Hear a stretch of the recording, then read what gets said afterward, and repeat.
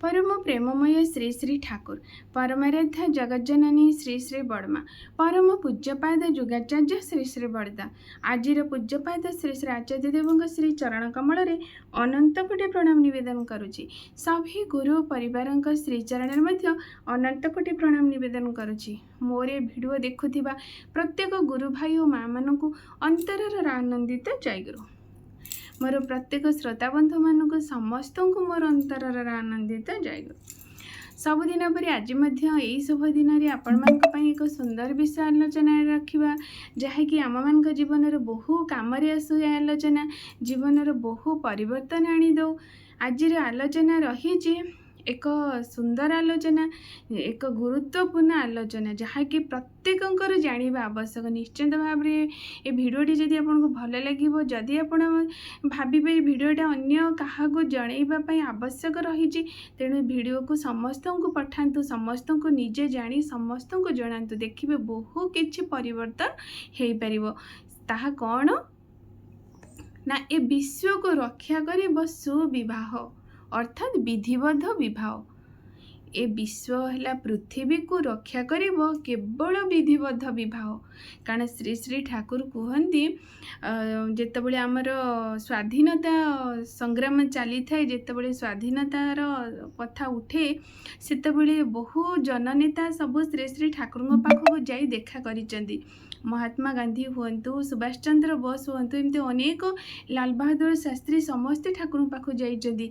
आ जेहेतु ठाकुर से समय एक माने धर्मर प्रचार प्रसार करुथिबे बोली लोक मान पाखरे किछि गोटे ज्ञात थिला से जाइए श्री श्री ठाकुर को ए आमर स्वाधीनता उपरे कहिचंती जे आमे किपरि कोन कले शीघ्र स्वाधीनता माने प्राप्त होई परिबो। किंतु श्री श्री ठाकुर सेठी गोटे कथा कहिथिले जे तुम्हें स्वाधीनता को एते शीघ्र एते पाइबा पई जो व्याकुलित होउछ ताहा तो ठीक किंतु ए स्वाधीनता को धरी रखिया पई मनीष तैयारी करिछ तो। अर्थात आज तुम्हें मैंने जो भली भाव में केते जण हाथ गणती लोक आज स्वाधीनता को आनी दे पारिबो। तुमर सहन शक्ति तुमर धैर्य तुमर निष्ठा तुमर कर्तव्य तुमर सत्य उपरी कारण निश्चित भाव में यह वास्तव घटना तुम्हें स्वाधीनता को आम भारतर फेरई आनी पारिबो। किंतु ए स्वाधीनता को रक्षा करिबा पई मनीष ठीक करिछ तो मनीष जोगाड़ करिछ तो। ता माने आमे माने जो स्वाधीनता तो आमे माने तो समस्त अमर नुहंती आज आमे जन्म नहीं काली आमे चली जावा ठीक सही परी तुम्हें माने सिना स्वाधीनता को आनी दे परिबो भारत को इंग्रेज मान शासन रो मुकुले आनी दे परिबो दब का हाथ रे से भली भाव रे स्वाधीनता को रक्षा करिबा पई से भली मनीष तैयारी करिछ तो। सेतबले निरुत्तर रही ये जननेता माने आउ से कथाटा को हसरे उड़ाई माने हसरे उड़ाई नथिले इग्नोर करथिले काहेकि ना तांकर लक्ष्य थिला केवल आमर भारत को स्वाधीनता करिबा आउ सी एते भीतर कथा बुझी पारि नथिले। तेणु श्री श्री ठाकुर को सेठी प्रणाम करथिले आउ निजर लक्ष्य को पूरण करबा पई सब चली जाइथिले।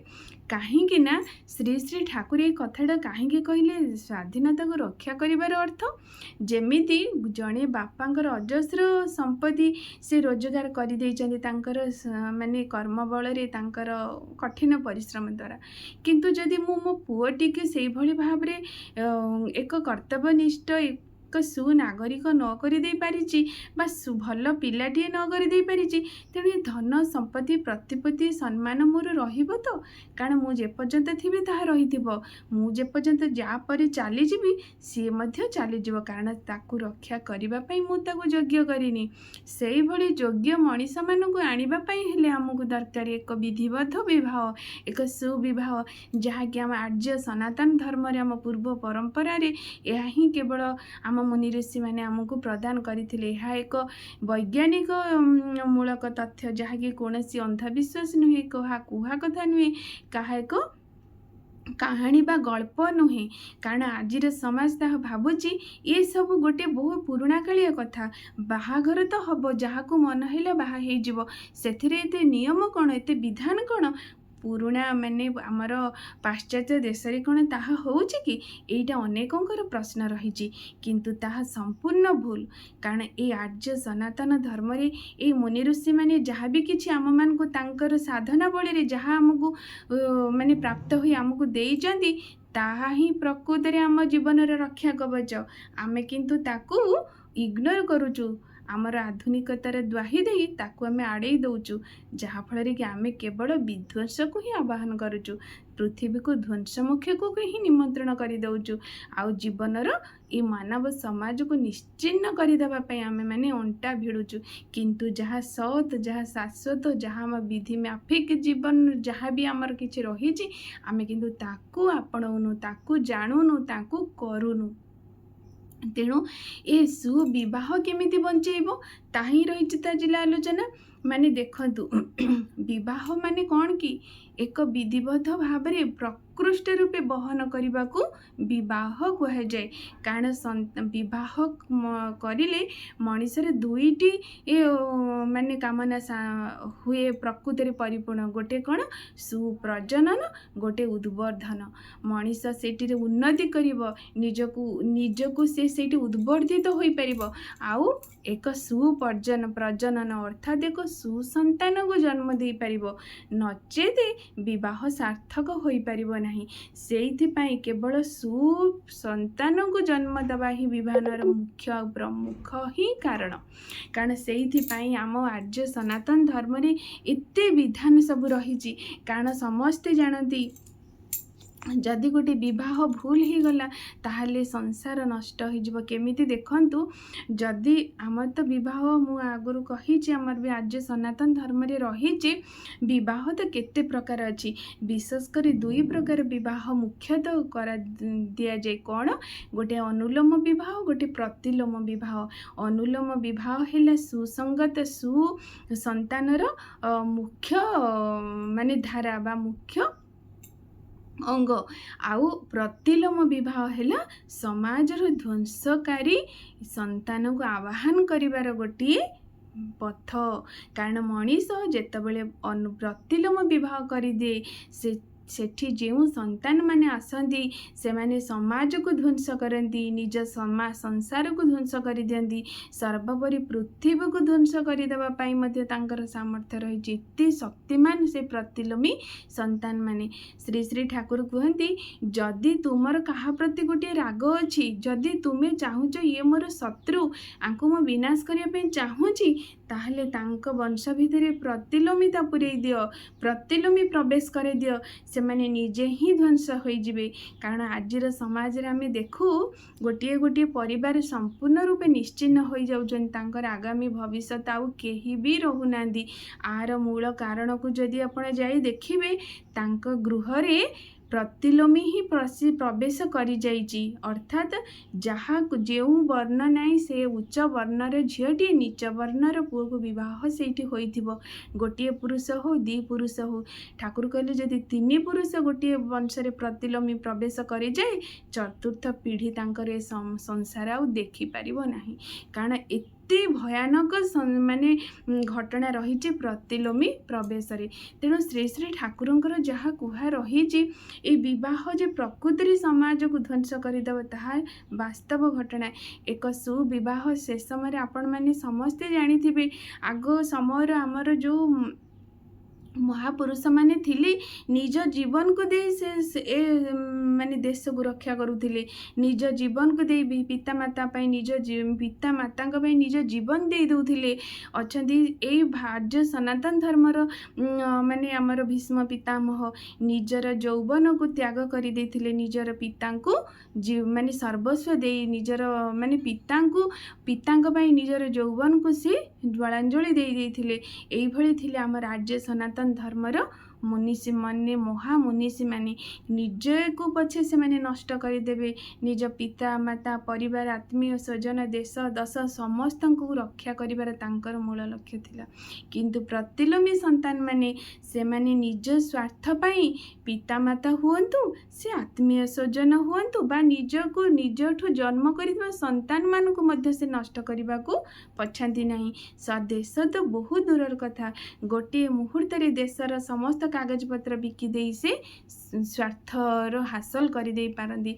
यही ही प्रतिलोमी संतान। से समय आम देखी जाऊँ पुराण पृष्ठ केते आमर जननायक मैंने अच्छा गोपबंधु देखु गोटे पुत्र तांकर खराब शरीर असुस्थ थिला किंतु पछरे पके दे से 100 पुत्र को बंचई दे पारथिले। एई माने तो हुअन्ति एक सुसंतान। एई माने तो एक देशर संतान भाव में आज आम गर्व करुचे। आज पर्यंत तांकर जन्मदिन पालन करुचे। तांकु आमे पुराण पृष्ठर इतिहास करी आज आमे गर्व अनुभव करुचे। तार मूल कारण थिला सेमानकर विधिवत विवाह थिला। पितामातांकर सुसंगत थिला। पिता थिले तांकर इष्ट प्राणता, माँ थिले तांकर स्वामी निष्ठा, से सुसंतान आसती। तेणु विवाह करा जाएनी दुईटी केवल शरीर को बा दुईटी मन चॉइस होगला माने जन को पसंद होगला विवाह होगला ताहा किंतु ठीक नुहे। विवाह करने आगु गोत्र देखा हुए, वर्ण देखा हुए, मन देखा हुए। मो चिंताधारा तांको चिंताधारा सामान तो मो वंशधर चिंताधारा तांको वंशधर चिंताधारा भितर सामान रोचे तो आम वंश परंपरा ठीक भाव में मेल खाऊँ तो ये सबको नहीं विवाह हेले गोटे झील गोटे पुओ घरे सुंदर भाव में मथाटी को न माने नई से माने सेठी रहे कारण से ग्रहण करनिए आउ तांको माने देवतार स्थान दिए। आउ जदि नारीटी सेठी झील माने पुरुष पाखर सबू दे ऊर्ध हो जाए सेठी से ना स्वामी की माने माने ना सेठी सासु ससुर को मानि पारे ना ता वंश बुनियाद को से सेठी रेस्पेक्ट करे किछि ही करेनी। तेणु तांको दे जो संतान माने आसंती से माने होचंती प्रतिलोमिता संतान। जो संतान देश दश परिवार पाई एक कलंक सदृश हो जाइछंती। कारण आजिर समाज रे जहा कि बहु भाव रे घटी चली से तो मालिकार रही जे आगु को वर्ण संकर माने जात हेबे। आउ यही वर्ण संकर माने ही कलिजुग को विनाश करिवे। कलिजुगर विनाश रे कारण वर्ण संकर माने हेबे। वर्ण संकर माने कौन कि जार कोनसी वर्ण जाति कुल गोत्र नाही, कोनसी भाव रे सेठी विधि मिफाक नाही, सेठी माने लक्ष्मी नारायण आविर्भाव नाही, सेठी हेबे एई प्रकारर प्रतिलोमिता संतान। तेणु ये विधिवत विवाह को आमको मानवा को पड़ो। विवाह जे प्रकृत में जदि ठीक भाव में होइथिबो निश्चिंत भाव में सेठी गोटे स्त्री तांको स्वामी को देवतार स्थान देबे। आ स्वामी सेठी ईश्वर को माने भल पाउथिबे, ईश्वर इष्ट निष्ठ थिबे, इष्ट प्राण हो चलुथिबे। पितामातांकर सेठी सम्मान होउथबो, पितामातांकर सेठी पूजा होउथबो, से घरे ही देव संतान आविर्भाव हुअंती। तेणु जो घरे यही सब न थाए, विधि न थाए, विधान न थाए, विवाहर कौनसी माने ही न थाए, सेठी पितामातांकर सम्मान हुए ना, सेठी देवतांकर कौनसी श्रद्धा आसे ना, सेठी गुरु भक्ति नहीं, सेठी जो संतान माने जन्म नेबे से माने कौनसी भाव रे जणे देशर बा जातिर बा परिवारर मंगलकारक संतान कौनसी भाव रे आसीबे ही नहीं। तेणु से श्री श्री ठाकुर एते विधान रही जे ए विधिवत विवाह उपरे। तेणु श्री श्री ठाकुर कहते माने काकुति कंठरे माने आकुल कंठरे कहती जे तुमे माने प्रत्येक घरे घरे प्रवेश कर दियो। विवाह क्या कहुए, किपरि विवाह करने को हुए, विवाह कले आमर कौन उपकार हम, भूल विवाह कले कौन उपकार हम ताकू जणई दियो। कारण कौन मनीष ताहा आज पर्यंत जानू नहीं, ताहा पुराण शास्त्र भितर आबद्ध हो रही जाइए। जो हाथ गणती केते जण लोक ही ताकू जानती। तेणु मु ए विवाह को संपूर्ण रूपे खोली देइछि। सुविवाह किपरि करिवो, प्रतिलोमी विवाह कले कौन क्षति, ये प्रत्येक भितर पूरे दियो। कारण यह जानिले कौनसी मनीष केबे चाहिए जे मो भविष्य आगामी भविष्य निश्चिन्न हो जाऊ। समस्ते चाहती मो कूल उत्तर उत्तर वर्धित हो, सेमानकर गुण गारी माने मु गर्व अनुभव करे, मो ना दिनकू दिन माने मो पूर्व पीढ़ी मो पर पीढ़ी पाखरे मु बंची रहे। यह ही प्रत्येक मनीष चाहती किंतु तार बाट जानतीनी। ये भिडियो करने माध्यम जो मैंने भी भिडियो शुणुंट देखुं निश्चिंत भाव में आउे तर्जमा करूँ, जानतु विवाह कौन, कहीं विवाह आमर पूर्व पूर्व समय एत विधि विधान दे करा जाए, से विवाह को मानतु आउ ताकू करंतु। आपणक परजन्म तापर पीढ़ी आहरी उत्तर उत्तर वर्धित ही आपणकर ନାଁ ଅମର ହୋଇ ରହିଯାଇଥିବ। କାରଣ 7 ପିଢ଼ି 10 ପିଢ଼ି କାରଣ ଗୋଟେ ସୁସନ୍ତାନର ଜନକ ଜନନୀ ସବୁଦିନ ପାଇଁ ଅମର ହୋଇ ରହିଥାଏ। ତାଙ୍କର ପୁତ୍ର ଦେଇ ସିଏ ବଞ୍ଚି ରହିଥାନ୍ତି। ଆଉ ଆମମାନଙ୍କ ପାଖରେ ପ୍ରଶ୍ନ ଆସେ ଯେ ପୂର୍ବ ପାଶ୍ଚାତ୍ୟ ଦେଶରେ ତ ଏସବୁ ନାହିଁ, କିନ୍ତୁ ସେଇ ଯେଉଁ ସେମାନଙ୍କୁ ଅନାର୍ଯ୍ୟ ବୋଲି କୁହାଯାଏ, କାରଣ ସେମାନଙ୍କ ଭିତରେ କୌଣସି ବିଧିବଦ୍ଧ ବିବାହ ନାହିଁ। ଆଉ ଆମେ କହୁଛେ ସେମାନେ ବହୁ ଭାବରେ ଧନରେ ସମ୍ପତ୍ତିରେ ସୁଖ ଶାନ୍ତିରେ ଅଛନ୍ତି। ତା ଠିକ୍ କଥା, ସେମାନେ ରହିଛନ୍ତି, କିନ୍ତୁ ପରଟା କିଏ ଦେଖିଛି? ଆମେ ତ ବର୍ତ୍ତମାନ ଦେଖୁଛେ, କିନ୍ତୁ ପର ନିଶ୍ଚିନ୍ତ ଭାବରେ ଅଛି। ସେଇଥିପାଇଁ ମାଳିକାରେ କୁହାଯାଇଛି ଏ ବିଶ୍ୱର ଗୁରୁ ଦିନେ ଭାରତ ହୋଇବ। ସମସ୍ତେ ଭାରତକୁ ମାନିବେ, ଭାରତର ସଂସ୍କାର ପରମ୍ପରା ନୀତି ନିୟମ ବିଧି ବିଧାନକୁ ସମସ୍ତେ ଭଲ ପାଇବେ। ସେଇଥିପାଇଁ ତ ବିଶ୍ୱ ଗୁରୁ ଭାରତ ବୋଲାଇବ ବୋଲି ଆମ ଏ ମାଳିକା ଆମକୁ କହିଛି। ତାର ମୂଳ କାରଣ ଏ ବିଧାନ ବିଧି ମାଫିକ ବିବାହ ହିଁ ଆମ ଭାରତରେ ହୋଇଥାଏ, ଯାହାକି ଆଉ କୌଣସି ପାଶ୍ଚାତ୍ୟ ଦେଶରେ ନଥାଏ। ସେଇଥିପାଇଁ ସେ ଦେଶ ଗୁଡ଼ିକ ଆଗାମୀ ସମୟରେ ନିଶ୍ଚିହ୍ନ ହୋଇଯିବ। କାହିଁକି ନା କୌଣସି ଭାବରେ ବିଧିର ବିପକ୍ଷରେ ଯାଇ କିଏ କେବେ ସଂସାରକୁ ଉପଭୋଗ କରିନି, ବରଂ ବିଧିର ବିପକ୍ଷରେ ମଣିଷ ଯାଇ ବିନାଶ ହିଁ ହୋଇଯାଏ। ଆଉ ବିଧିକୁ ଯିଏ ଗ୍ରହଣ କରେ, ବିଧିକୁ ଯିଏ ମାନେ, ସିଏ ହିଁ ତା ଜୀବନରେ ମଣିଷ ହୋଇ ଜୀବନର ସବୁ ସୁଖ କିଛି ଅନୁଭବ କରେ। ତେଣୁ ଏଇ ସୁନ୍ଦର ଆଲୋଚନାଟି ଯାହାକି କିଛି ମୁଁ ଅନ୍ୟମାନଙ୍କ ପାଖରୁ ଦାଦାମାନଙ୍କ ପାଖରୁ ଶୁଣେ, ଶ୍ରୀ ଶ୍ରୀ ଠାକୁରଙ୍କୁ ତ ଅନେକ କିଛି କୁହା ରହିଛି। ମୁଁ ଯେତେ ଟିକିଏ କିଛି ଜାଣେ, ମୁଁ ଚାହେଁ ସମସ୍ତଙ୍କ ପାଖରେ ସେଇ କଥାଟି ପହଞ୍ଚୁ, ସେଇ ବାର୍ତ୍ତାଟି ପହଞ୍ଚୁ। ପ୍ରତ୍ୟେକ ଏହାକୁ ଭଲ ପାଆନ୍ତୁ, ମାନନ୍ତୁ, ଆଉ ମାନି ଏସବୁ ଆପଣେଇ ଚାଲନ୍ତୁ। ଦେଖିବେ ଆପଣଙ୍କ ଜୀବନ ନିଶ୍ଚିନ୍ତ ଭାବରେ ସୁଖ ଶାନ୍ତି ଆନନ୍ଦରେ ପରିପୂର୍ଣ୍ଣ ହୋଇଯିବ। ଏହା ହିଁ ମୋର ଭିଡ଼ିଓ କରିବାର ସାର୍ଥକତା। ପ୍ରତ୍ୟେକ ସମସ୍ତେ ବିଧି ମାଫିକ ଜୀବନଯାପନ କରନ୍ତୁ। ସର୍ବଶେଷରେ ସମସ୍ତଙ୍କର ମଙ୍ଗଳ ପ୍ରାର୍ଥନା ପରମପିତାଙ୍କ ଶ୍ରୀଚରଣରେ ନିବେଦନ କରି ରହୁଛି। ଜୟ ଗୁରୁ।